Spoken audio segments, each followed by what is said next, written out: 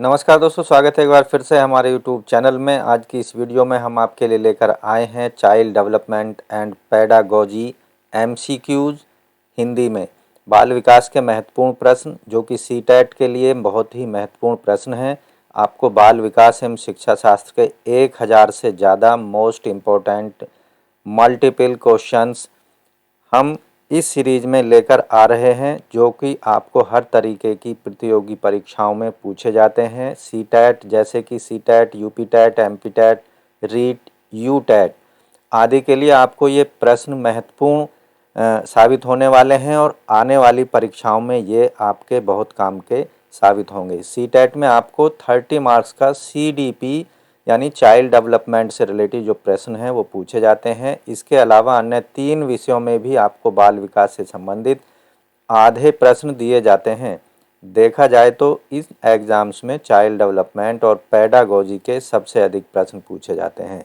तो चलिए जानते हैं और समझते हैं इन प्रश्नों को, क्योंकि ये बहुत महत्वपूर्ण प्रश्न हैं, इसलिए वीडियो को अंत तक ज़रूर देखें। इस वीडियो में हम केवल 50 महत्वपूर्ण प्रश्नों का सिलेक्शन कर रहे हैं। इसी क्रम में हम आगे वाली वीडियोज़ में 50-50 चाइल्ड डेवलपमेंट एंड पेडागोजी से रिलेटेड प्रश्नों को लेकर आते रहेंगे। इसलिए आप चैनल को अभी सब्सक्राइब कर लें और घंटी के बटन को ज़रूर दबा लें, जिससे आने वाली नई वीडियोज़ का आपको नोटिफिकेशन मिल पाएगा और सबसे पहले आप हमारी वीडियोज़ को देख सकेंगे। चलिए दोस्तों, शुरू करते हैं। पहला प्रश्न लेते हैं, बच्चे की बुद्धि लब्धि अगर 90 से 110 के बीच में है, मध्य है, तो वह बालक किस तरह का होगा? सामान्य बुद्धि लब्धि वाला, प्रखर बुद्धि का, उत्कृष्ट बुद्धि का या प्रतिभाशाली? इनमें से कौन सा सही है? तो सही उत्तर है, आप गैस कीजिए। गैस के लिए आपको केवल 5 सेकेंड दिए जाते हैं। यहाँ पर आप अपने जो उत्तर हैं उनको एक अलग पेपर पर लिखकर रख सकते हैं और हमारे बताए गए आंसर से उनको टैली कर सकते हैं, जिससे आपकी साथ की साथ तैयारी और आपके लेवल का पता चल जाएगा कि आपकी जो तैयारी है वो किस लेवल की है। तो हम इसका प्रश्न का आपको उत्तर दे देते हैं।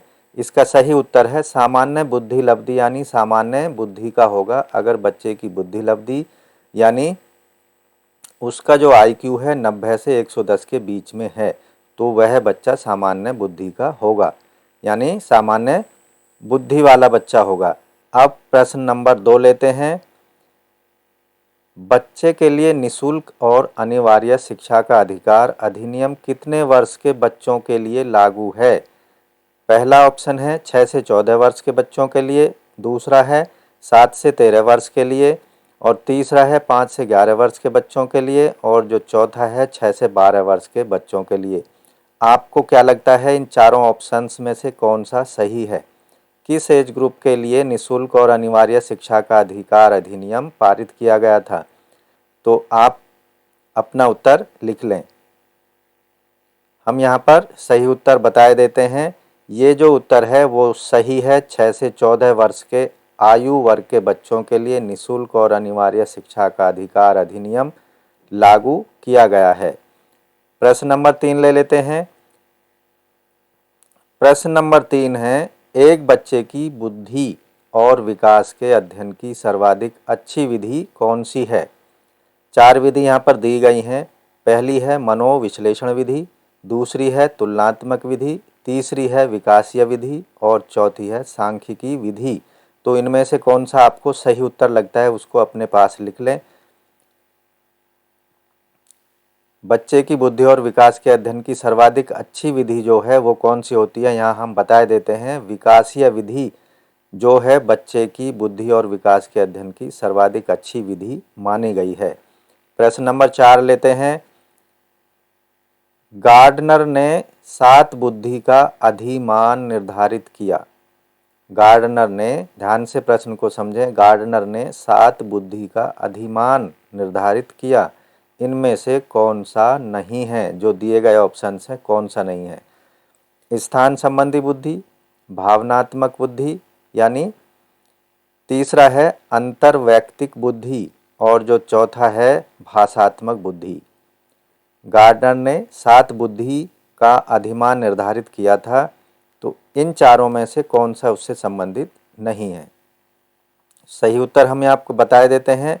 सही उत्तर है भावनात्मक, यानी भावात्मक बुद्धि जो है गार्डनर के 7 बुद्धि अधिमानों में से नहीं है, जबकि स्थान संबंधी बुद्धि, अंतर्वैयक्तिक बुद्धि और भाषात्मक बुद्धि गार्डनर के जो 7 बुद्धि अधिमान थे उनसे संबंधित हैं। भावात्मक बुद्धि जो है गार्डनर के 7 बुद्धि अधिमान से निर्धारित नहीं है या संबंधित नहीं है। अब प्रश्न नंबर 5 लेते हैं। प्रश्न नंबर 5 है, यदि एक बच्चे की मानसिक आयु 5 वर्ष है और वास्तविक आयु है 4 वर्ष, तो उस ऐसे बच्चे की बुद्धि लब्धि क्या होगी। बच्चे की मानसिक आयु दी है 5 वर्ष और वास्तविक आयु जो रियल एज है उसकी 4 वर्ष है, तो उस बच्चे की IQ यानी बुद्धि लब्धि इंटेलिजेंट कोशेंट कितनी होगी। 125, दूसरा ऑप्शन है 80, तीसरा ऑप्शन है 120, चौथा ऑप्शन है 100। अब एक फॉर्मूला होता है बुद्धि लब्धि IQ निकालने का, यानी mental age upon real age. तो मानसिक एज है यहाँ पर 5 और जो वास्तविक रियल एज है वो है 4 और इसको मल्टीप्लाई करना होता है 100 से। तो आप अपनी जो एक्चुअल बुद्धि लब्धि है वो निकाल पाएंगे इस फॉर्मूले के बेस पर। तो यहाँ सही उत्तर अगर आपने निकाल लिया है तो आप आंसर यहाँ टिक कर सकते हैं, अपना आंसर लिख सकते हैं ABCD में से। हम यहाँ बता देते हैं सही आंसर जो है 125 होगा। प्रश्न नंबर 6, मनोविज्ञान शिक्षा का आधारभूत विज्ञान है, यह कथन किसने कहा था या ये सिद्धांत किसने दिया था। किस मनोवैज्ञानिक ने सिद्धांत दिया था कि मनोविज्ञान शिक्षा का आधारभूत विज्ञान है। पहला ऑप्शन BN झा ने, दूसरा है BF स्किनर, C है डेविस ने या D वुडवर्थ ने। कौन सा आंसर इसमें सही है, आप अपना आंसर लिख लें। हम यहाँ पर सही उत्तर बता देते हैं। सही उत्तर है मनोविज्ञान शिक्षा का आधारभूत विज्ञान है, ये स्किनर ने कहा था। मनोविज्ञान शिक्षा का आधारभूत विज्ञान है, ये सिद्धांत BF स्किनर द्वारा दिया गया था। अगला प्रश्न लेते हैं। प्रश्न नंबर है 7, हिंदी अक्षरों को बालक किस आयु में पहचानने लगते हैं।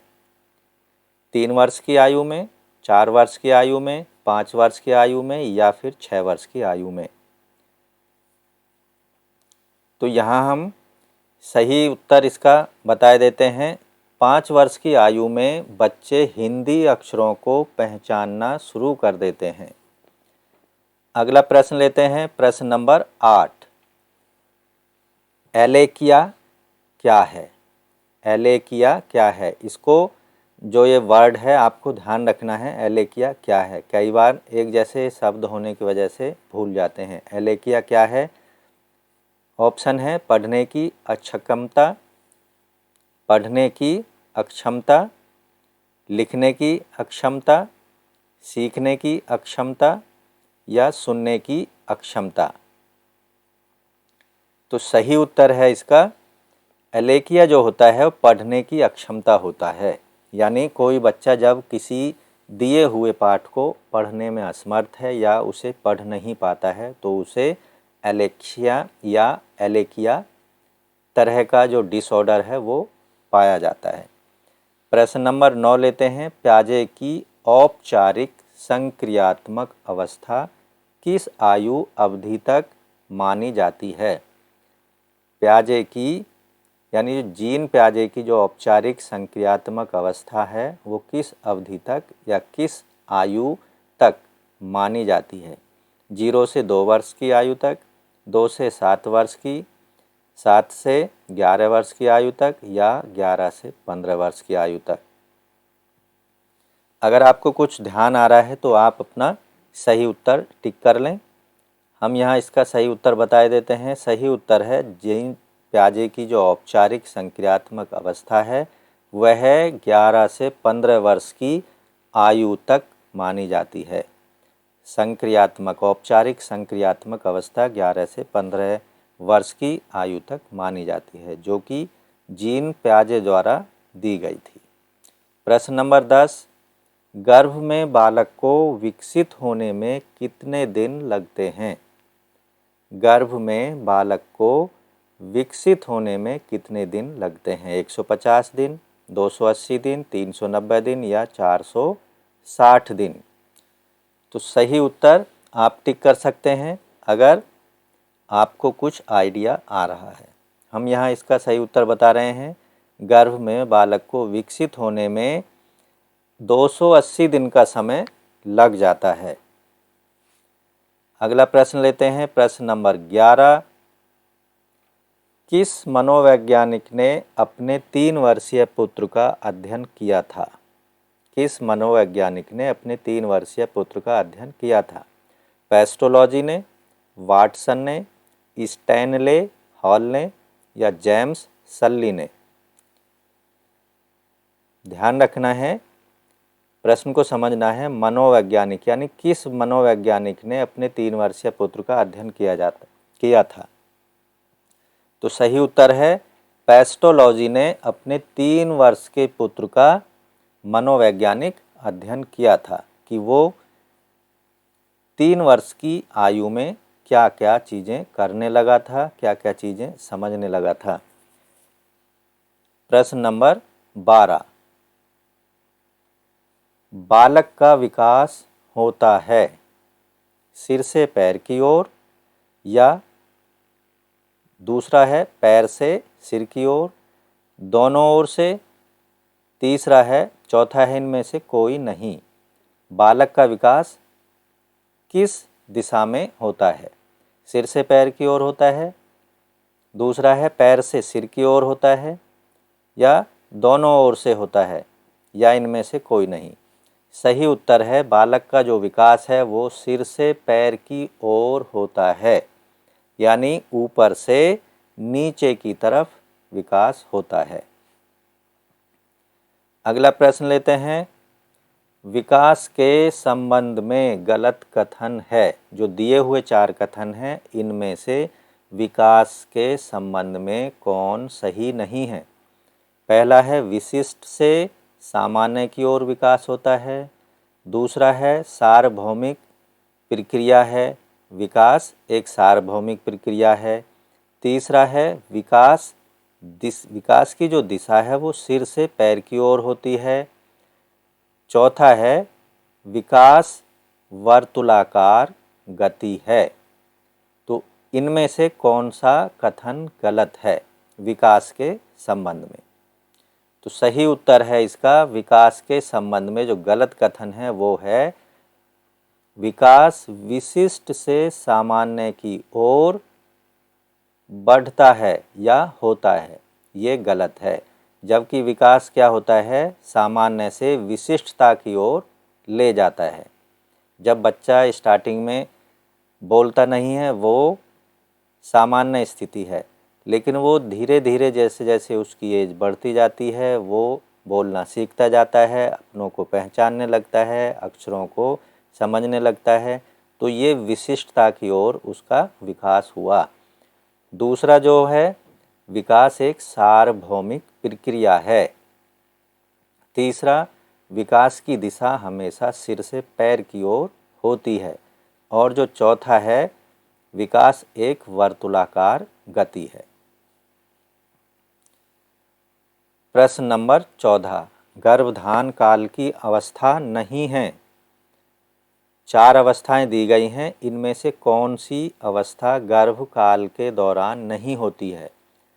पहली है शैशवावस्था, दूसरा है डिंब, तीसरा बीजाकरण या बीजकरण और चौथा है भ्रूणावस्था। तो इनमें से सही जो उत्तर है वो है उत्तर नंबर 1 यानी ए। शैशवावस्था जो होती है गर्भकाल के दौरान नहीं होती, जबकि डिंब और बीजकरण और भ्रूणावस्था जो होती हैं गर्भधारण के दौरान होती हैं। प्रश्न नंबर 15, मानव जीवन की मनोभौतिक एकता क्या कहलाती है? मानव जीवन की मनोभौतिक एकता जो होती है उसको क्या कहते हैं? पहला है मन तथा शरीर का विकास, दूसरा है शरीर और हड्डियों का विकास, तीसरा है शरीर तथा हृदय का विकास और चौथा है आत्मा तथा मांसपेशियों का विकास। मानव जीवन की जो मनोभौतिक एकता है उसको क्या कहते हैं या क्या कहलाती है? तो सही उत्तर अगर आपको ध्यान आ रहा है तो आप अपना सही उत्तर लिख लें और हमारे उत्तर से मैच कर लें। सही उत्तर है मानव जीवन की मनोभौतिक एकता जो होती है वो मन और शरीर का विकास कहलाती है। मनोभौतिक एकता मानव और शरीर का मन और शरीर का विकास कहलाती है। प्रश्न नंबर 16, गर्भ में सर्वप्रथम निर्माण होता है। जब गर्भधारण होता है स्त्री के अंदर तो सर्वप्रथम जो निर्माण होता है वो किसका होता है? गर्भ में भ्रूण बनने के बाद पैर का, सिर का, धड़ का या सभी का एक साथ निर्माण होता है? तो आपके अनुसार जो उत्तर है उसे आप लिख लें। गर्भ में सर्वप्रथम जो निर्माण होता है उसका सही उत्तर है सिर का। जब गर्भ धारण होता है और भ्रूण बन जाता है तो उस दौरान जो सबसे पहला बनने वाला अंग है शरीर का वो है सिर। प्रश्न नंबर 17, जन्म के समय शिशु में कितनी हड्डियां होती हैं? जन्म के समय शिशु में कितनी हड्डियां होती हैं? 206, 230, 270 या 320? तो सही उत्तर आपको जान लेना है। वयस्क जो मनुष्य होता है उसमें जो हड्डियों की संख्या है अधिकतम वो 206 होती है, लेकिन जन्म के समय शिशु में हड्डियां जो होती हैं वो बहुत ज़्यादा होती हैं। तो जन्म के समय शिशु में जो हड्डियों की संख्या है वो सही संख्या है 270। उसके बाद कुछ ऐसी हड्डियां हैं जो और बन जाती हैं और उनकी संख्या 306 के आसपास हो जाती है, लेकिन जैसे जैसे बच्चा बड़ा होता जाता है उसमें कुछ हड्डियां जो हैं आपस में जुड़ जाती हैं और उनकी संख्या घट जाती है और वयस्क होते होते वो घटकर 206 रह जाती है। प्रश्न नंबर 18, बालक अपनी माँ को पहचानना प्रारंभ कर देता है। कितने समय में या किस एज में बच्चा अपनी माँ को पहचानना शुरू कर देता है? 6 माह में, 8 माह में, 9 माह में या 3 माह में? अपना उत्तर लिख लें और हमारे उत्तर से मैच कर लें। सही उत्तर है बालक अपनी माँ को पहचानना प्रारंभ कर देता है 3 माह की आयु में। जब बच्चा 3 महीने का हो जाता है तो वो अपने माँ को पहचानना शुरू कर देता है। प्रश्न नंबर 19, बालक के जन्म के समय शिशु के मस्तिष्क का भार होता है। कितना होता है? जब बच्चा जन्म लेता है तो उसके मस्तिष्क यानी दिमाग का जो भार है टोटल वो कितने ग्राम में होता है? 300 ग्राम, 350 ग्राम, 400 ग्राम या 450 ग्राम? तो सही उत्तर है जब बच्चा जन्म लेता है तो उसके मस्तिष्क या दिमाग का जो कुल भार होता है वो 350 ग्राम होता है। नवजात शिशु के मस्तिष्क का भार 350 ग्राम होता है। प्रश्न नंबर 20, कल्पना जगत में विचरण होता है। कल्पना जगत में जो विचरण है वो होता है किस अवस्था में? शैशवावस्था में या किशोरावस्था में, बाल्यावस्था में? चौथा है शैशवावस्था और किशोरावस्था में। तो सही उत्तर आपने लिख लिया होगा। इनमें से जो सही उत्तर है कल्पना जगत में जो विचरण होता है वो शैशवावस्था और किशोरावस्था दोनों में पाया जाता है।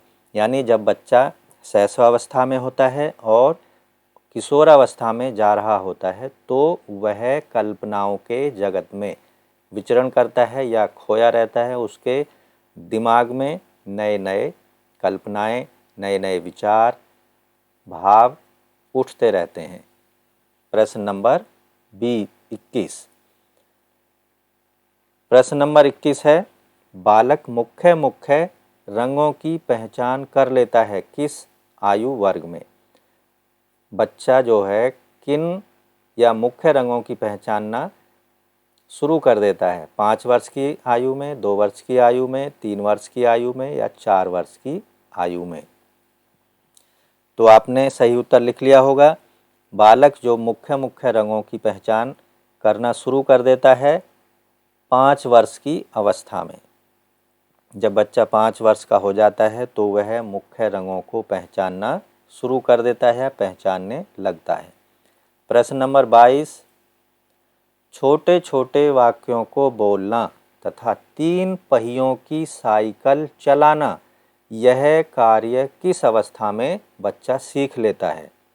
शैशवावस्था में, बाल्यावस्था में या किशोरावस्था में या प्रौढ़ावस्था में? अब यहाँ 4 ऑप्शन दिए गए हैं। किशोरावस्था और प्रौढ़ावस्था, तो ये तो ऐसी अवस्थाएं हैं जिनमें 3 पहियों का कोई लेना देना नहीं है। बाल्यावस्था और शैशवावस्था। अब यहाँ शैशवावस्था और बाल्यावस्था 2 अवस्थाएं रह जाती हैं। इनमें से आपको सेलेक्ट कर लेना है। तो सही जो उत्तर है वो है जब बच्चा छोटे छोटे वाक्यों को बोलना शुरू कर देता है और 3 पहियों की साइकिल चलाना जान लेता है, तो ये सब कार्य शैशवावस्था में ही माने जाते हैं। यानी जब बच्चा शैशवावस्था में होता है तो वो छोटे छोटे वाक्य बोल लेता है और 3 पहियों की साइकिल को भी चलाना शुरू कर देता है या उसे चलाना जान जाता है, किस तरह से उसके पेडल्स घुमाने हैं। प्रश्न नंबर 23। निम्न में से किस घटना की ओर बालक सर्वप्रथम आकर्षित होना प्रारंभ करता है?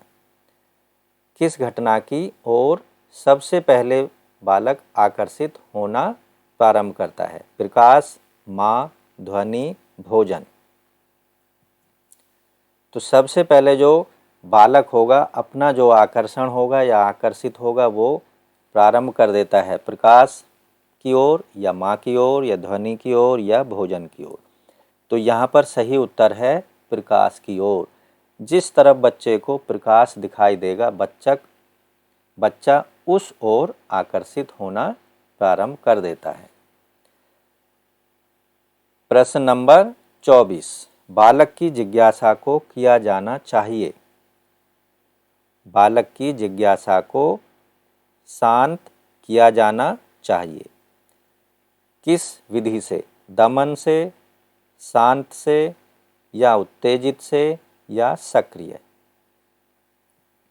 जो बालक की जिज्ञासा है उसको किया जाना चाहिए, दमन किया जाना चाहिए उसका, या उसे शांत किया जाना चाहिए, उत्तेजित किया जाना चाहिए या सक्रिय किया जाना चाहिए। तो यहाँ सही उत्तर होगा बालक की जिज्ञासा को शांत करने में ही फ़ायदा है, क्योंकि बालक अगर जिद कर ले तो उसको फिर आसानी से नहीं रोका जा सकता। इसलिए बालक की जो जिज्ञासा है उसको आप समझाएं, उसके बारे में बताएं जो बालक आपसे जानना चाहता है। इसलिए बालक की जिज्ञासा को शांत किया जाना चाहिए। प्रश्न नंबर 25। भारत में बाल विकास की शुरुआत कब हुई थी? भारत में बाल विकास, चाइल्ड डेवलपमेंट की शुरुआत कब हुई थी? 1930 में, 1887 में, 1879 में या फिर 1590 में? भारत में बाल विकास की शुरुआत कब हुई थी? सही उत्तर है भारत में बाल विकास की शुरुआत 1930 में शुरू की गई थी। प्रश्न नंबर 26। किशोर अवस्था में सामाजिक विकास पर जिसका प्रभाव नहीं पड़ता है वह निम्न में से कौन सी है? प्रश्न को समझ लें। किशोरावस्था में सामाजिक विकास पर जिसका प्रभाव नहीं पड़ता है, यहाँ जो अवस्था दी गई है वो किशोरावस्था है। और ऐसी सामाजिक विकास की प्रक्रिया है जिसका प्रभाव नहीं पड़ता है, वह निम्न में से कौन सी है? जो 4 ऑप्शन दिए गए हैं। पहला है रुचियाँ, आवश्यकताएं, असुरक्षा और अभिवृत्ति। तो इनमें से जो सामाजिक विकास की 4 तरीके दिए गए हैं, इनमें से किसका प्रभाव नहीं पड़ता है? रुचियों का, आवश्यकताएं का, असुरक्षा का या अभिवृत्ति का। तो यहाँ सही उत्तर होगा किशोरावस्था में सामाजिक विकास पर असुरक्षा का प्रभाव नहीं पड़ता है, जबकि किशोरावस्था में बच्चे की रुचियां भी बढ़ती हैं, आवश्यकताएं भी बढ़ती हैं और उसकी जो अभिवृत्तियां हैं उनमें भी विकास होता है। जबकि असुरक्षा ऐसा विषय है जो किशोरावस्था में सामाजिक विकास की प्रक्रिया में कोई प्रभाव नहीं डालता। प्रश्न नंबर 27, किशोर अवस्था में चरित्र निर्माण से जो अवस्था संबंधित है वह निम्न में से कौन है? नंबर 1, परंपराओं को धारण करने की अवस्था। नंबर 2, आधारहीन आत्मचेतना अवस्था। नंबर सी, आधारयुक्त आत्मचेतना अवस्था। नंबर डी, स्व केंद्रित अवस्था। तो सही उत्तर है किशोरावस्था में चरित्र निर्माण से जो अवस्था संबंधित है वह आधारहीन आत्मचेतना अवस्था होती है।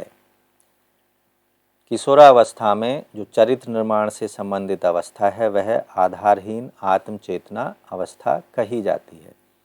प्रश्न नंबर 28, विकास व्यक्ति में नवीन विशेषताएं और योग्यताएं प्रस्फुटित करता है, यह कथन किसने कहा था? विकास व्यक्ति में नवीन विशेषताएं और योग्यताएं प्रस्फुटित करता है, यह कथन किसका है? हरलॉक का, बी जेम्स ड्रेवर का, सी मैकडूगल का, डी मुनरो का। तो सही जो उत्तर है वो है विकास व्यक्ति में नवीन विशेषताएं और योग्यताएं प्रस्फुटित करता है, ये कथन हरलॉक द्वारा कहा गया था। हरलॉक ने कहा था कि विकास व्यक्ति में नई विशेषताएं और योग्यताएं जागृत करता है, प्रस्फुटित करता है या विकसित करता है। प्रश्न नंबर 29, किशोर अवस्था एक नया जन्म है, इसमें उच्चतर और श्रेष्ठतर मानव विशेषताओं का जन्म होता है, यह कथन किसने कहा था? जॉनसन एंड सिम्पसन ने, गैसल ने, स्टैनली हॉल ने और गीड फ्रे ने। तो सही उत्तर है किशोरावस्था नया जन्म है, इसमें उच्चतर और श्रेष्ठतर मानव विशेषताओं का जन्म होता है, ये बात स्टैनली हॉल द्वारा कही गई थी। प्रश्न नंबर 30, किशोर अवस्था आदर्शों की अवस्था है, सिद्धांतों के निर्माण की अवस्था है, साथ ही जीवन का सामान्य समायोजन है, यह परिभाषा देने वाला जो मनोवैज्ञानिक था वो कौन है? हैडो रिपोर्ट, जीन प्याजे, फेडरिक ट्रेसी, E.L. पील। तो सही उत्तर है जीन प्याजे ने कहा था कि किशोरावस्था आदर्शों की अवस्था है, सिद्धांतों के निर्माण की अवस्था है, साथ ही जीवन का सामान्य समायोजन है। प्रश्न नंबर 31, मानसिक विकास का संबंध नहीं है। नंबर ए, शिक्षार्थी का वजन एवं ऊंचाई से, तर्क निर्णय से, सी स्मृति का विकास से, डी अवबोध की क्षमता से। मानसिक विकास का किससे संबंध नहीं है? तो सही उत्तर है मानसिक विकास का संबंध शिक्षार्थी का वजन और ऊंचाई से नहीं होता है, जबकि तर्क निर्माण, निर्णय और स्मृति का विकास, अवबोध की क्षमता, ये सभी जो होती हैं मानसिक विकास से संबंध रखती हैं, जबकि शिक्षार्थी का वजन और ऊंचाई मानसिक विकास से दूर दूर तक संबंधित नहीं है। प्रश्न नंबर 32, मनुष्य के शरीर में हड्डियों की संख्या कम से कम कितनी होती है? कम से कम किस अवस्था में होती है? वैसे तो नॉर्मली मनुष्य जब वयस्क होता है तो उसमें 206 हड्डियां होती हैं, लेकिन किस अवस्था में सबसे कम हड्डियां होती हैं? शैशवावस्था में, बाल्यावस्था में, किशोरावस्था के बाद या प्रौढ़ावस्था में? तो सही उत्तर है मनुष्य के शरीर में हड्डियों की सबसे कम संख्या प्रौढ़ावस्था में होती है, यानी वयस्क अवस्था में। और शैशवावस्था में सबसे ज़्यादा 306 होती है, लेकिन उससे भी ज़्यादा, माफ़ कीजिए, 306 शैशवावस्था में होती है। लेकिन जब बच्चा जन्म लेता है तब हड्डियों की संख्या केवल 206 होती है।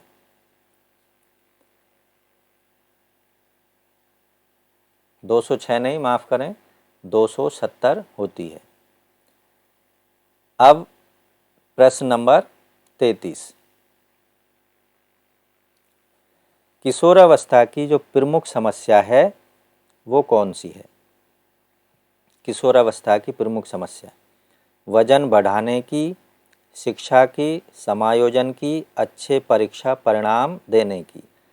तो मुख्य जो अवस्था है, समस्या है किशोरावस्था में जो सभी फेस करते हैं वो है समायोजन की। अक्सर जो किशोर होते हैं वो अपने समाज के साथ, आसपास के वातावरण के साथ या फिर परिवार के साथ, अपनों से बड़ों के साथ, उनमें समायोजन की प्रमुख समस्या देखी जाती है। प्रश्न नंबर 34, किशोरावस्था बड़े संघर्ष, तूफान और विरोध की अवस्था है, ये कथन किसने कहा था? स्किनर ने, स्टैनली हॉल ने, E.A. किलपैट्रिक ने या थॉर्नडाइक ने? किशोरावस्था बड़े संघर्ष, तूफान और विरोध की अवस्था है, ये कथन स्टैनली हॉल ने कहा था। सही उत्तर स्टैनली हॉल है। अगला प्रश्न है, जीन प्याजे के अनुसार संज्ञानात्मक विकास की अवस्थाएं हैं। कितनी अवस्थाएं हैं जीन प्याजे के अनुसार संज्ञानात्मक विकास की? 4, 3, 2 या 5? तो जीन प्याजे ने जो संज्ञानात्मक विकास की टोटल अवस्थाएं बताई थी वो हैं 4 अवस्थाएं।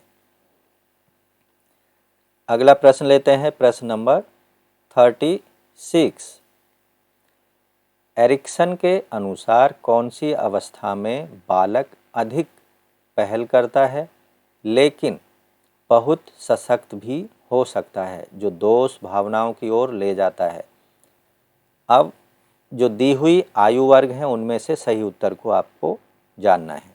18 माह से लेकर 3 वर्ष की आयु तक, 3 वर्ष से लेकर 6 वर्ष तक पहल बनाम दोष अवस्था, 6 वर्ष से लेकर 12 वर्ष तक, और डी है किशोरावस्था में। तो इसका जो सही उत्तर है वो है 3 से लेकर 6 वर्ष तक जो पहल बनाम दोष अवस्था है वो सबसे अधिक पहल करती है और जो बालक का आने वाला फ्यूचर है या फिर भविष्य है उसको निर्धारित करती है। प्रश्न नंबर 37, मानसिक विकास को प्रभावित करने वाला कारक नहीं है। मानसिक विकास को कौन सा कारक प्रभावित नहीं करता है? परिवार का वातावरण, धार्मिक वातावरण, परिवार की सामाजिक स्थिति, परिवार की आर्थिक स्थिति। तो इनमें जो सबसे महत्वपूर्ण कारण है जो मानसिक विकास को प्रभावित नहीं करता है वो है धार्मिक वातावरण। किसी भी व्यक्ति का धार्मिक वातावरण कैसा भी हो वो मानसिक विकास को दूर दूर तक प्रभावित नहीं करता है, उस पर प्रभाव नहीं डालता है। जबकि परिवार का वातावरण, परिवार की सामाजिक स्थिति क्या है, परिवार की आर्थिक स्थिति कैसी है, ये सभी किसी भी व्यक्ति के मानसिक विकास को प्रभावित करती हैं। प्रश्न नंबर 38, नैतिक तर्क का अवस्था सिद्धांत किसने स्पष्ट किया था? नैतिक तर्क का अवस्था सिद्धांत किस मनोवैज्ञानिक द्वारा स्पष्ट रूप में बताया गया था? कोहलबर्ग से, नंबर बी एरिक्सन ने, सी फ्रायड ने, डी पावलाव ने? तो नैतिक तर्क का जो अवस्था सिद्धांत है उसको स्पष्ट किया था कोहलबर्ग द्वारा। नैतिक तर्कावस्था सिद्धांत कोहलबर्ग द्वारा दिया गया था। प्रश्न नंबर 39, वंशानुक्रम से संबंधित प्रयोग चूहों पर किसने किया?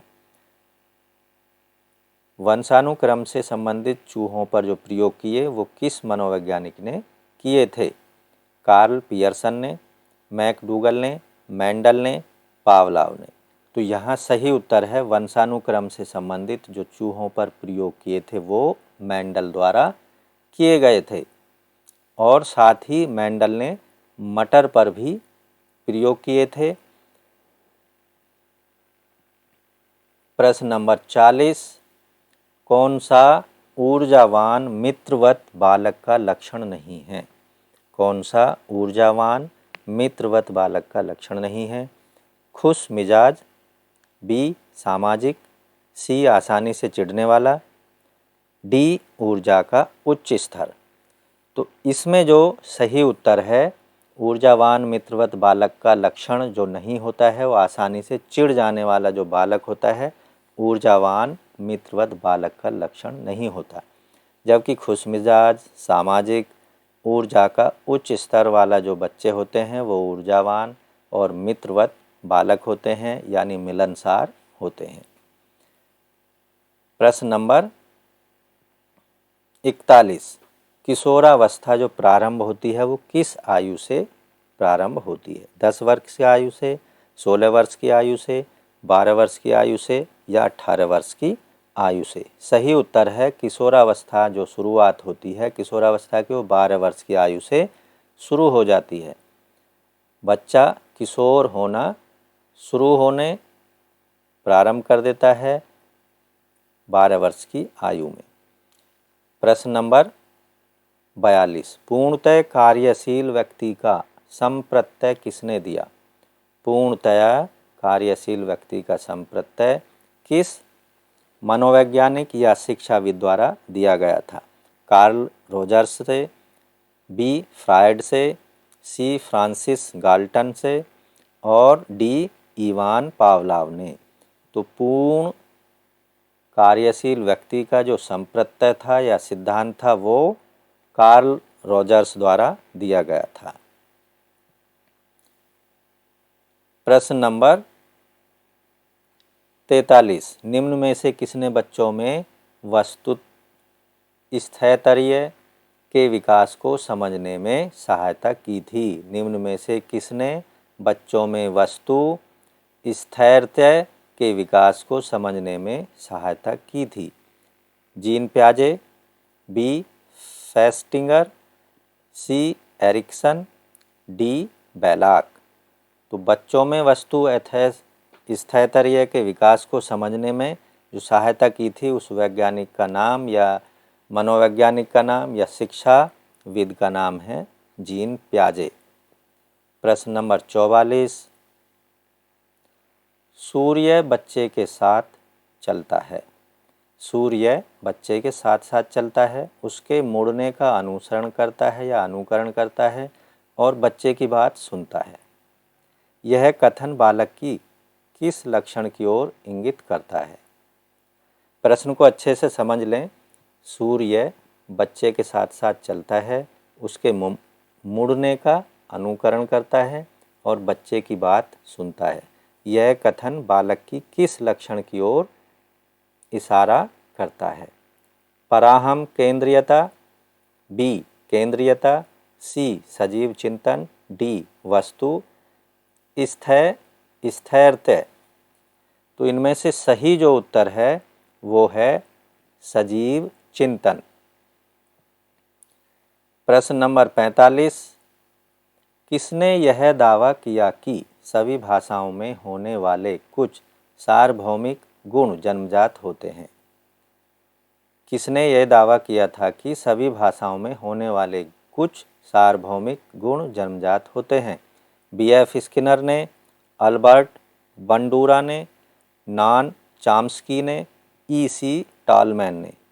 तो ये कहा था कि कुछ गुण जो होते हैं वो जन्मजात होते हैं। ये बात नॉम चॉम्स्की द्वारा कही गई थी। प्रश्न नंबर 46। फ्रॉइड के अनुसार निम्न में से कौन सी विकास अवस्था में बच्चे का ध्यान जननांगों की तरफ जाता है? फ्रॉइड के अनुसार निम्न में से कौन सी विकास अवस्था में बच्चे का ध्यान अपने जननांगों की तरफ जाना शुरू हो जाता है? मुखीय, गुदीय, लैंगिक और प्रसूप्ति।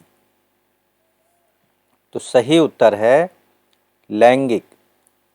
फ्रॉइड ने कहा था, या फ्रॉइड के अनुसार लैंगिक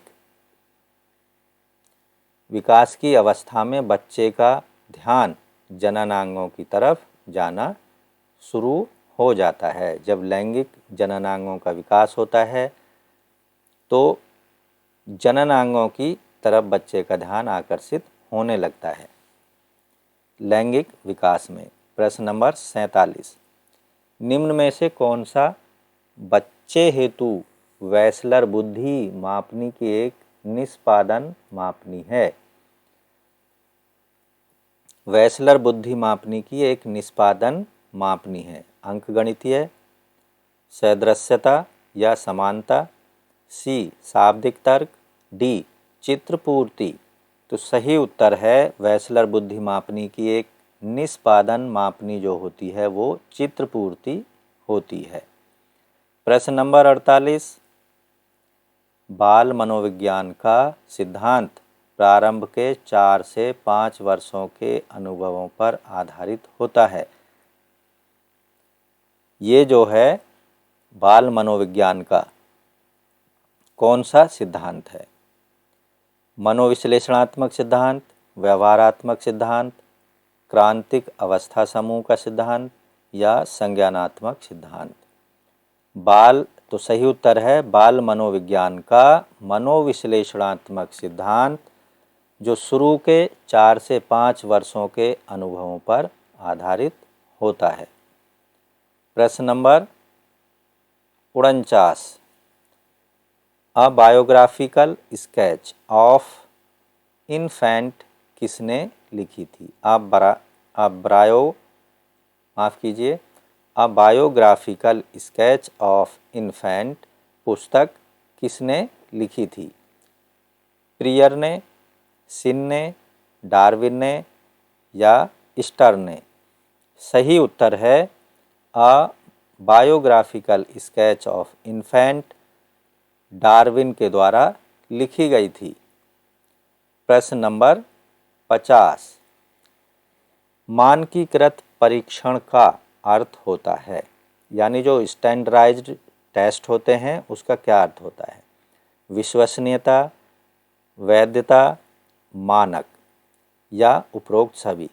एक मानकीकृत जो परीक्षण टेस्ट होता है या परीक्षण होता है या स्टैंडर्डाइज्ड जो टेस्ट होता है उसमें विश्वसनीयता होनी चाहिए, वैधता होनी चाहिए और वह मानक होना चाहिए। तो सही उत्तर है उपरोक्त सही। तो दोस्तों आज की इस वीडियो में हमने 50 महत्वपूर्ण बाल विकास और मनोविज्ञान से संबंधित प्रश्नों को चुना था। आशा करते हैं सभी प्रश्न आपको अच्छे से समझ आ गए होंगे और आपको अगर ये एक बार में समझ नहीं आते हैं तो वापस आप हमारी वीडियोज़ को रिपीट करके देख सकते हैं, बार बार देख सकते हैं या उन्हें डाउनलोड कर सकते हैं। इसके साथ ही आपको यहाँ पर ये ध्यान रखना है, इस सीक्वेंस में जो ये वीडियो हैं हम 1000 से भी अधिक महत्वपूर्ण प्रश्नों की वीडियोज ला रहे हैं, जिसमें हर वीडियो 50 प्रश्नों पर आधारित होगी। इसलिए चैनल को सब्सक्राइब कर लें, घंटी के बटन को ज़रूर दबा दें अभी, जिससे आने वाली नई वीडियोज़ को आप देख सकेंगे।